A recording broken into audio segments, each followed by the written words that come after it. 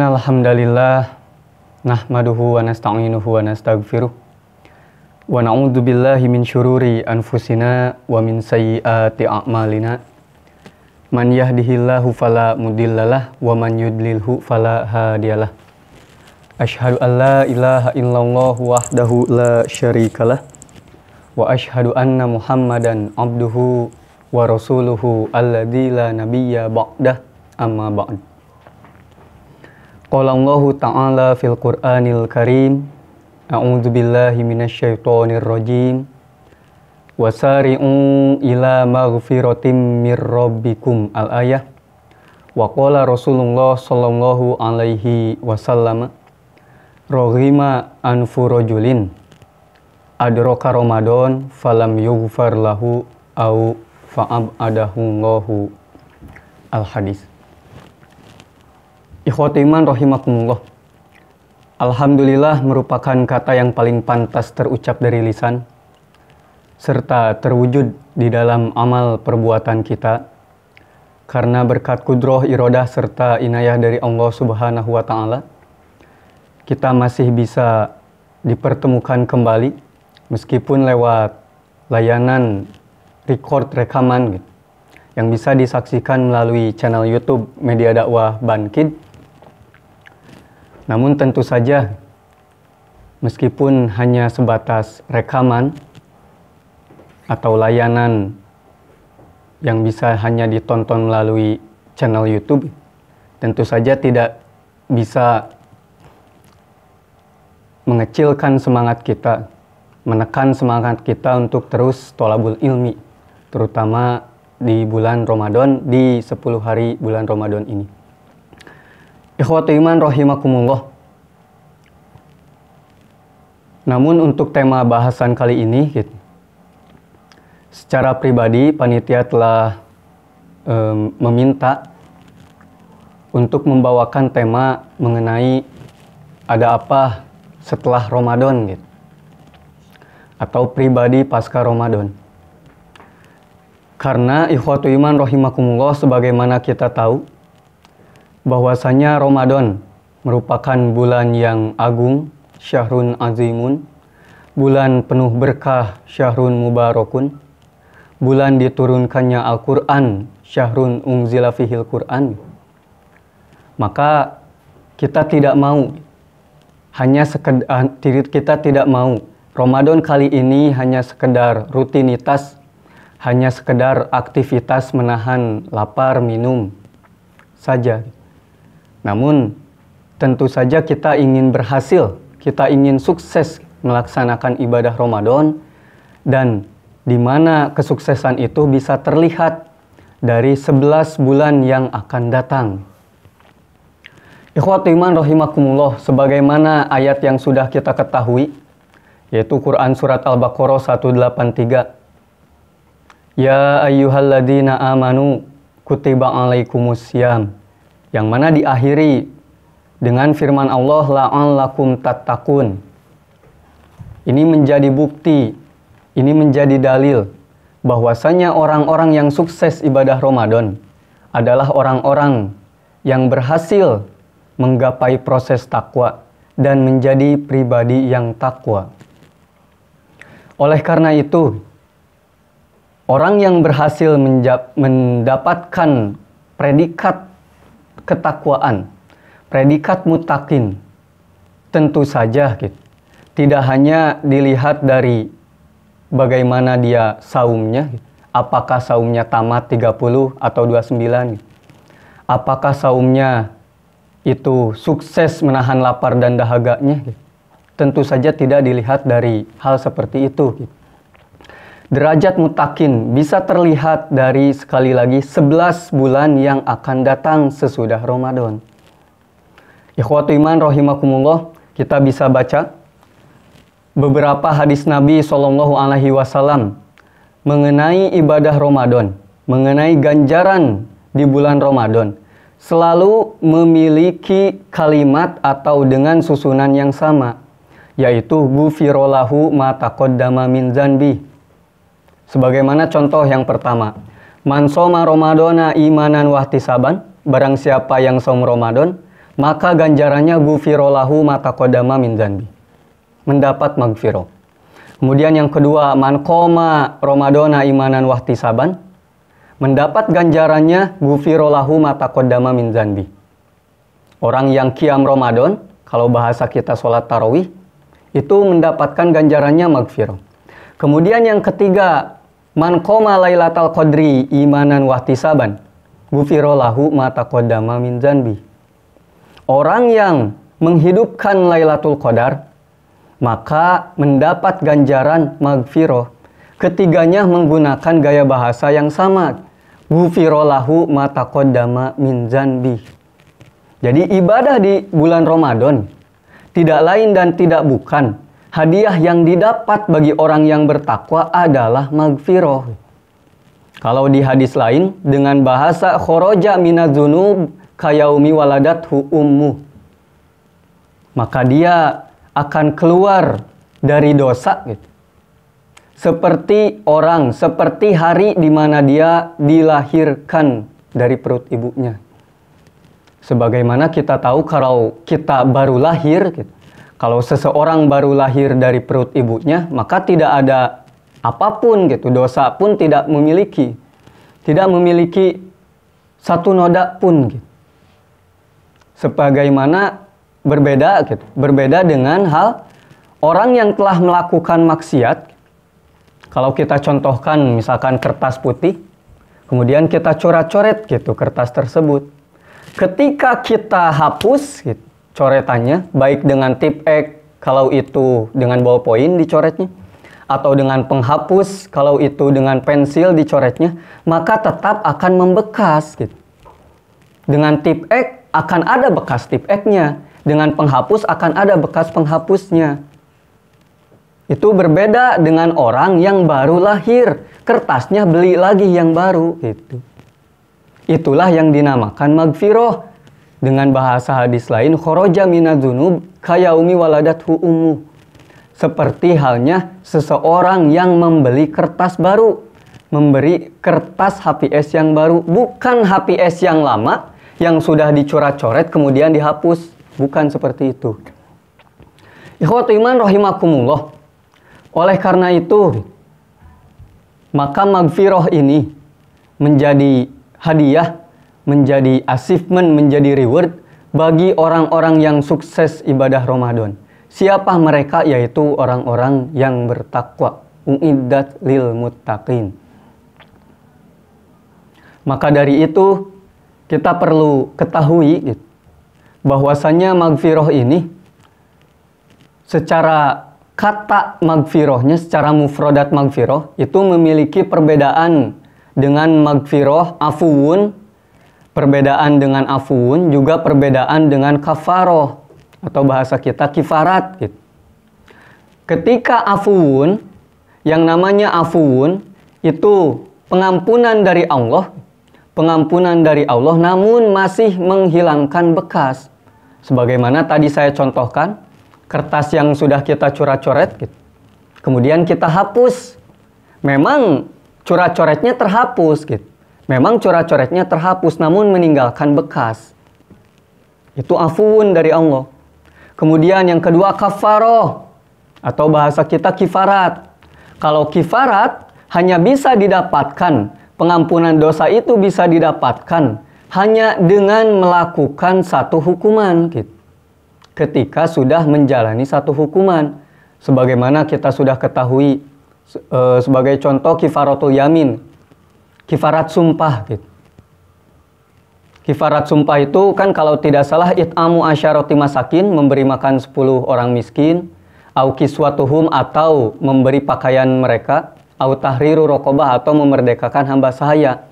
Kalau tidak sanggup, pamalam yajid, pamalam yastati, kalau tidak sanggup maka saum 3 hari. Itu kifarat. Mendapat ampunan dari Allah setelah melakukan kifaratnya, setelah melakukan hukumannya gitu. Tidak cuma-cuma gitu, tidak cuma-cuma. Tetapi berbeda dengan magfirah. Magfirah itu tidak perlu ada hukuman. Magfirah itu tidak meninggalkan bekas. Bahkan magfirah itu sampai menghapuskan seluruh aib kita, seluruh dosa-dosa kita, sampai ke aib-aib naoge dihapuskan gitu. Misalkan seseorang sudah pernah berzina, pasti sudah terhafal di pikiran kita, kita sudah ingat bahwa dia itu pezina meskipun sudah taubat. Jadi aib zinahnya masih ada meskipun sudah taubat. Gitu. Tetapi kalau dengan magfirah, selain dosa zinahnya dihapus, bahkan dengan aibnya pun gitu, oleh Allah akan dijaga aibnya gitu. Sampai-sampai orang lain pun tidak akan menyangka dia itu mantan pezina, dia itu mantan koruptor, dia itu mantan pencuri. Seperti itu, itulah magfirah gitu. Begitu luar biasanya magfirah yang didapat, pahala yang didapat, bahkan sampai-sampai tidak sebanding dengan amalan saum, amalan taraweh, amalan qiyam Lailatul Qadar yang kita lakukan selama 1 bulan. 30 hari dilakukan amalan saum, tarawih, Lailatul Qadar, tetapi mendapatkan ganjaran, mendapatkan balasan yang begitu luar biasanya. Ikhwatu iman rahimakumullah, itulah magfirah. Itulah magfirah. Jadi pengampunan dari Allah tanpa perlu ada melakukan hukuman terlebih dahulu, tanpa juga meninggalkan bekas, meninggalkan aibnya. Itulah yang dinamakan magfirah. Ikhwatu iman rahimakumullah. Oleh karena itu, bagaimana cara mendapat magfirah? Atau siapa yang layak mendapat magfirah? Cara mendapat magfirah atau orang yang hanya dapat mendapat magfirah disebutkan di dalam Quran surat Ali Imran bahwa mereka adalah orang-orang khusus, orang-orang teristimewa, yaitu uiddat lil muttaqin, hanya orang-orang yang bertakwa. Itu kan Quran surat Ali Imran di ayat 133 sampai akhirnya ayat 136 itu menunjukkan ciri-ciri orang yang bertakwa, ciri-ciri orang yang mendapat magfirah. Wasari'u ila magfiratin mir rabbikum. Dan bergegaslah, cepat-cepatlah, berlomba-lombalah kalian untuk mendapatkan magfirah Allah. Bersegeralah kalian untuk mendapatkan magfirah Allah. Bagi siapa magfirah itu? Uiddat lil muttaqin, yang mana ditujukan bagi orang-orang yang bertakwa. Ikhwati iman rahimakumullah. Oleh karena itu, kajian kali ini kita akan membahas mengenai tanda-tanda atau ciri-ciri orang yang bertakwa, ciri-ciri orang yang mendapat magfirah ketika bulan Ramadan sudah terlewat. Atau bahasa kita, orang yang mendapat magfirah di 11 bulan sesudah Ramadan. Orang yang berhasil saum, orang yang berhasil melaksanakan ibadah Ramadan yang mana diimplementasikan di 11 bulan sesudahnya. Ikhwatu iman rahimakumullah, kita ambil salah satu ayat yang berkenaan dengan ciri-ciri atau tanda-tanda orang yang bertakwa atau orang yang mendapat magfirah itu di Quran surat Ali Imran ayat 133 sampai 136. Bagi ikhwatu iman yang memegang Al-Qur'annya bisa dibuka dengan terjemahnya. Yang pertama, ciri pertama orang yang bertakwa atau orang yang mendapat magfirah disebutkan oleh Allah, alladzina yunfikuna fis-sarra'i wad-dharra'i, yaitu orang-orang yang menginfakkan hartanya fis-sarra'i wad-dharra'i, sarra wad-dharra, dalam keadaan senang, dalam keadaan lapang, dalam keadaan leluasa, wad-dharra juga dalam keadaan sangsara gitu, dalam keadaan sempit, dalam keadaan miskin. Ketika kaya, ketika miskin, yunfikuna. Ketika lapang, ketika sempit, yunfikuna. Ketika sedang leluasa ataupun sedang sengsara, yunfikuna. Dia senantiasa berinfak. Ini yang kita sebut istiqomah dalam menjalankan satu peribadahan, istiqomah dalam menjalankan segala sesuatu. Yaitu dalam keadaan apapun, bagaimanapun, kapanpun, dimanapun, dia senantiasa berinfak. Disebutkan oleh Allah dengan kata-kata fisarroi wadorroi, baik di waktu lapang maupun di waktu sempit. Ikhwatu iman rahimakumullah, mungkin mengenai infak, bahasan tentang infak itu sangat banyak diutarakan oleh asatid. Bahkan mungkin kita kenal salah satu ulama di Indonesia yang gemar sekali membahas tentang infak. Tidak boleh disebutkan namanya. Itu sudah hatam lah mengenai tentang infak. Namun perlu ditegaskan beberapa hal. Yang pertama, bahwasanya yang namanya infak itu bukan dilihat dari nominal. 100.000 lebih besar dari 50, 50 lebih besar dari 20. Bukan dilihat dari nominal. Tetapi presentase infak itu, besaran infak yang sesuai dengan besaran pahala adalah dilihat dari presentase hartanya masing-masing. Seperti halnya kalau saya contohkan, orang kaya memiliki harta 1 miliar, orang miskin memiliki harta 100.000. Ketika orang kaya dan orang miskin ini keduanya berinfak sama, yaitu 50.000, maka tentu kita bisa lihat siapakah yang paling besar pahalanya, gitu. Apakah orang kaya si A, gitu, ataukah orang miskin si B, gitu. Orang kaya hartanya 1 miliar, infaknya 50.000. Orang miskin hartanya 100.000, infaknya 50.000. Berarti perbedaannya lumayan jauh gitu. Perbedaannya sangat jauh sekali. Orang miskin menginfakkan sampai 50% hartanya gitu.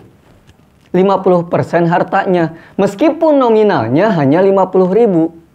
Sedangkan orang kaya gitu, tidak 1%, tidak sampai 1% menginfakkan hartanya dengan nominal 50.000 itu gitu. Itulah yang dinamakan dengan infak yang berbanding dengan pahala. Bukan dilihat dari nominalnya, tetapi dilihat dari berapa prosentase harta yang dimiliki.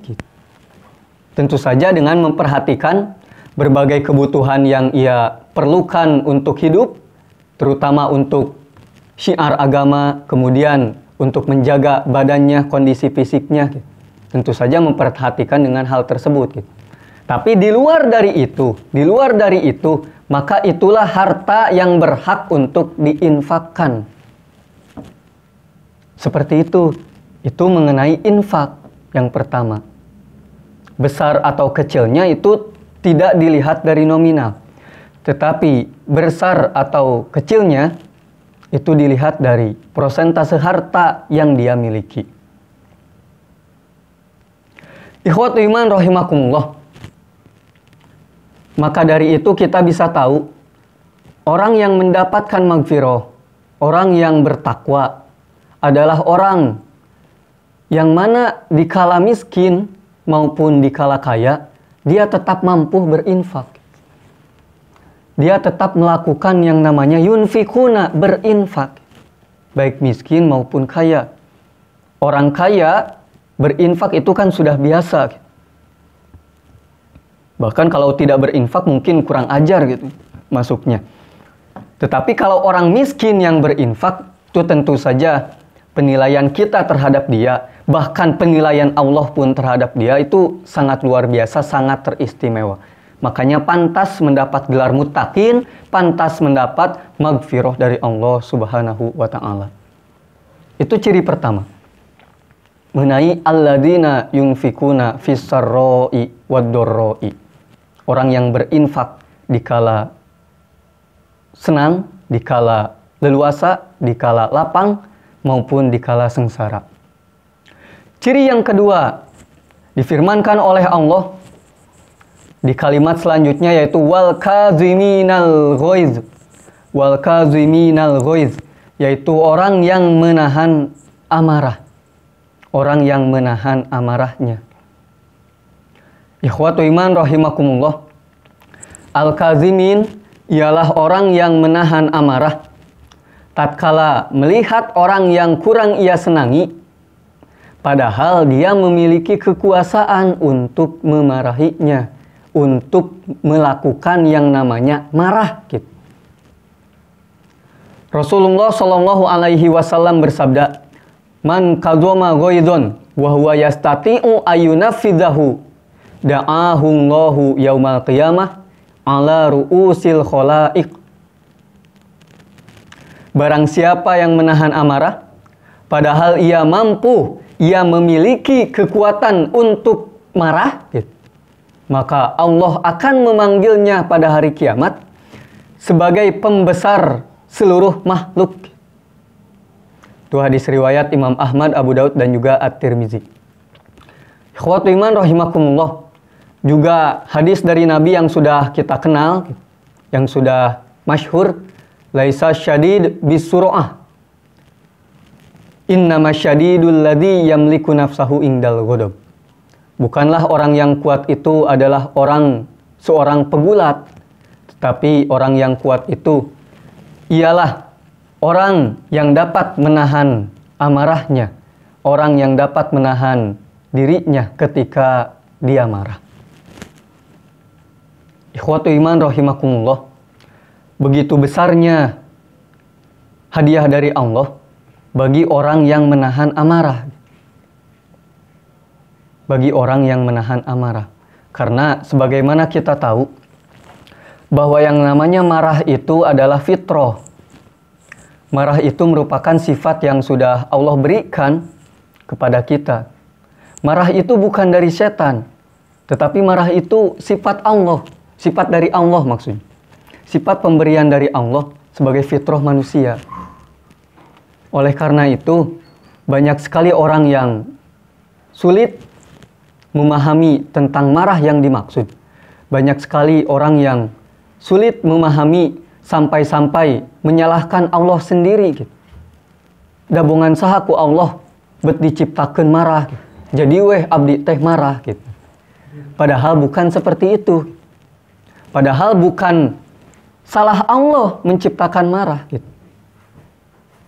Bukan salah Allah menciptakan ujian, bukan salah Allah menciptakan setan, tetapi karena kita sendirilah yang tidak bisa mengatur, yang tidak bisa menahan amarah itu sendiri. Oleh karena itu, di beberapa hadis kita bisa temukan bahwa beberapa kali terlihat Nabi itu marah. Terlihat dari wajahnya, gitu. Ada terlihat kemarahan beliau sampai memerah-merah wajahnya, gitu. Tetapi karena beliau adalah Nabi, karena beliau adalah orang yang paling mengerti apa yang harus dilakukan, maka beliau senantiasa menahan amarahnya. Jadi bukan tidak boleh marah, gitu. Karena yang namanya marah itu sifat fitrah manusia. Tetapi ketika marah kita senantiasa menahan amarah kita. Nabi sendiri pernah beberapa kali marah, tetapi selalu ditahan amarahnya. Wal kadhiminal ghaidz. Apalagi di dunia ini kan tidak ada satupun orang yang tidak marah gitu. Pasti pernah marah gitu. Pasti pernah marah. Pasti pernah melihat perbuatan yang menjengkelkan, kemudian kita ingin marah. Pasti pernah melihat orang yang menjengkelkan sampai-sampai kita marah gitu. Tetapi tidak banyak orang yang bisa menahan amarahnya ketika dia marah. Keluar kata-kata kasar berarti dia tidak bisa menahan amarahnya. Sampai keluar perlakuan fisik, kontak fisik, menampar gitu. Itu bukti dia tidak bisa menahan amarahnya. Ikhwati iman rahimakumullah, itulah wal kadhiminal ghaidz. Makanya pantas sekali Allah menghadiahkan magfirah bagi orang yang bertakwa, yaitu al kadhiminal ghaidz, orang yang menahan amarahnya. Tidak cukup sampai di sana. Ciri ketiga menyebutkan wal afina 'anin nas, yaitu memaafkan kesalahan orang lain. memaafkan kesalahan orang lain. Menyambung dengan bahasan marah, yaitu memaafkan. Orang yang marah, kemudian menahan amarahnya, belum tentu dia bisa memaafkan kesalahan orang lain. Bisa jadi kesalahan orang lain itu dipendam. Marahnya oke ditahan, amarahnya oke ditahan, tetapi kesalahan orang lain masih terngiang dan masih terpendam, tidak termaafkan. Kalau orang Sunda bilang tidak balung bang timur gitu. Tidak saling islah gitu. Tidak mengislahkan satu sama lain, tetapi terus dipendam, tidak dimaafkan. Ini tentu saja sangat pantas oleh Allah dicantumkan sebagai orang yang mendapat maghfirah, sebagai ciri orang yang bertakwa. Wal afina anin nas. Kita semua sudah tahu banyak sekali orang-orang lain yang membuat kita jengkel, yang membuat kita marah gitu. Kemudian kita bisa menahan amarah kita, namun mengenai memaafkan gitu, itu berbeda cerita. Itu berbeda tingkatan. Makanya menyambung wal kadhiminal ghaidh, yaitu wal afina anin nas. Karena orang yang menahan amarah belum tentu mampu memaafkan kesalahan orang lain.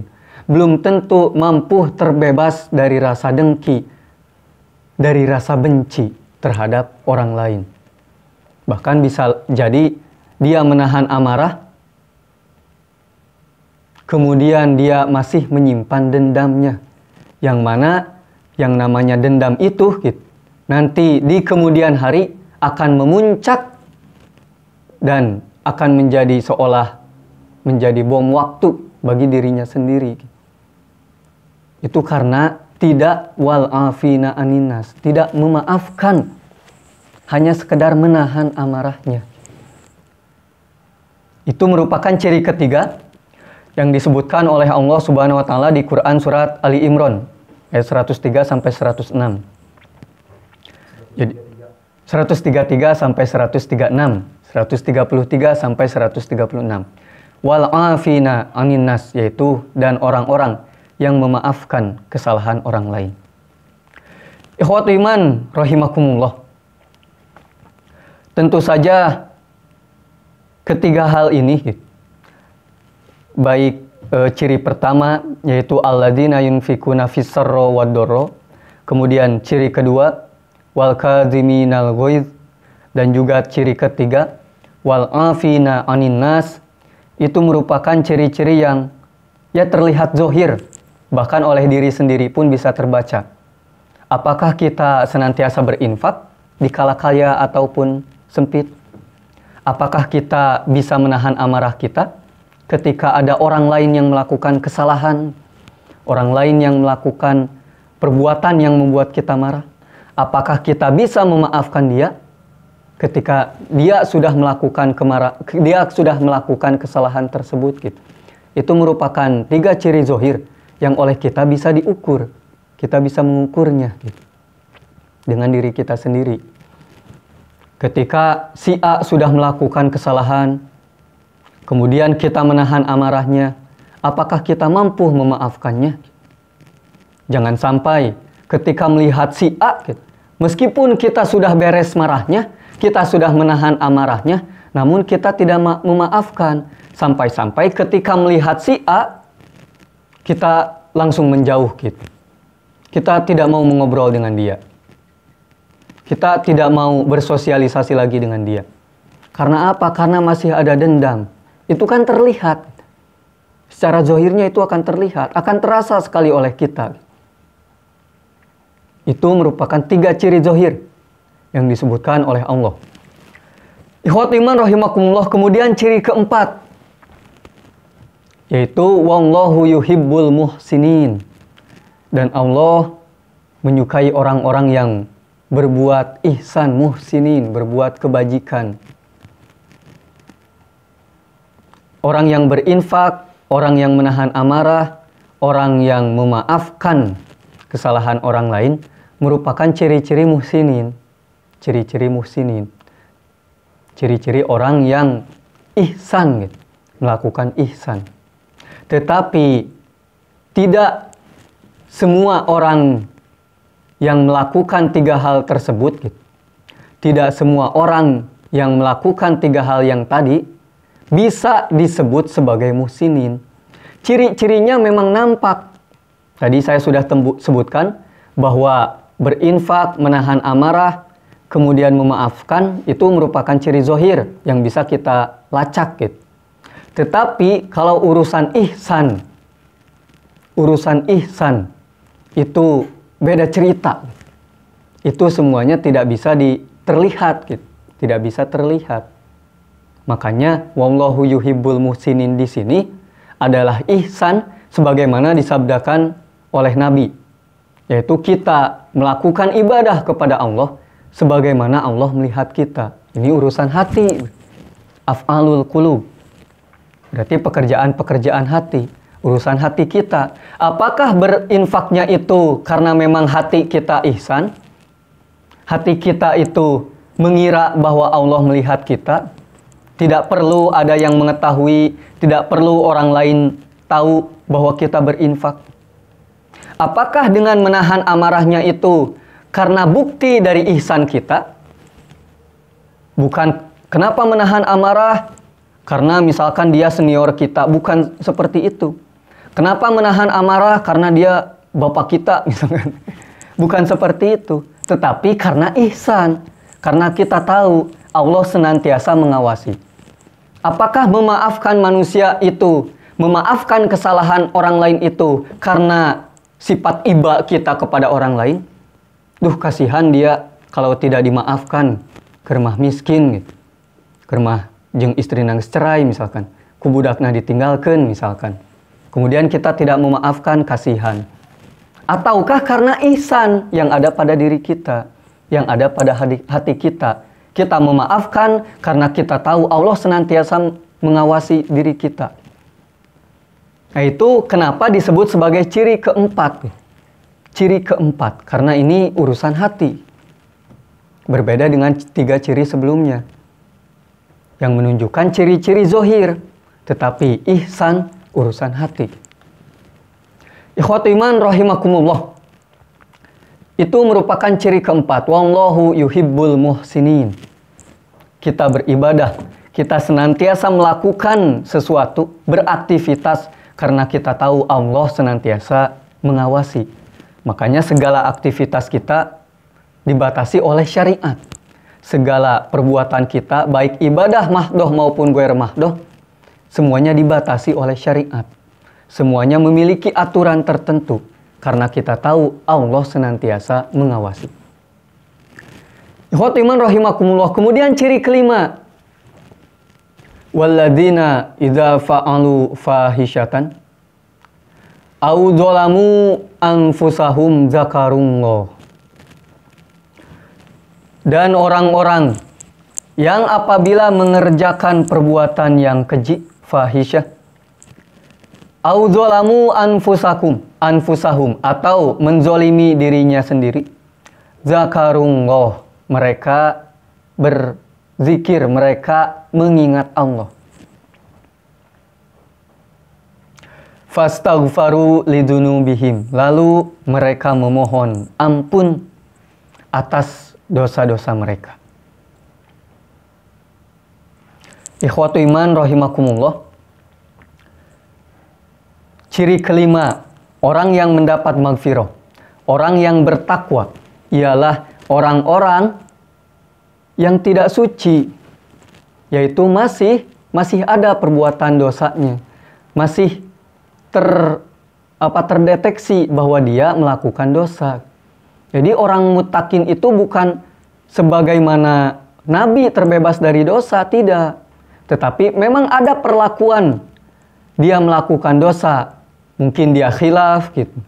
Mungkin dia lupa gitu. Dia melakukan perbuatan maksiat, dia melakukan perbuatan dosa. Tetapi setelah melakukan perbuatan tersebut, zakarullah, dia mengingat Allah. itu tentu saja berbeda dengan orang-orang yang sebagaimana biasa melakukan maksiat jalan, maksiat jalan. Nanti masuk waktu zuhur kemudian sholat. Sesudah zuhur melakukan kemaksiatan lagi. Masuk waktu asar sholat lagi. Gitu. Tentu saja berbeda gitu. Dengan orang yang seperti itu. Orang yang bertakwa, orang yang mendapatkan hadiah maghfirah dari Allah, itu senantiasa zakarullah, meskipun setelah melakukan kemaksiatan. Semua orang itu pasti pernah melakukan kesalahan. Pasti pernah melakukan kesalahan. Namun, orang yang bertakwa, saking istimewanya dia, gitu, ketika sudah melakukan kesalahan, dia zakarullah. Dia mengingat Allah. Dari mana kita tahu dia mengingat Allah? Fastaghfaru lidunubihim. Dia meminta ampunan kepada Allah. Gitu. Ketika sudah bermaksiat, maka meminta ampun kepada Allah. Meminta ampun kepada Allah merupakan bukti dia berzikir. Bukti dia ingat kepada Allah. Gitu. Ikhwatu iman rahimakumullah. Makanya antara zakarullah juga fastaghfaru lidunubihim ini dipisahkan atau disatukan dengan menggunakan huruf fa gitu. Fastaghfaru, zakarullah fastaghfaru lidunubihim. Dia ingat Allah. Dari mana kita tahu dia ingat Allah? Fastaghfaru lidunubihim. Dia meminta ampunan kepada Allah. Dia meminta ampunan kepada Allah. Itulah ciri kelima orang yang bertakwa.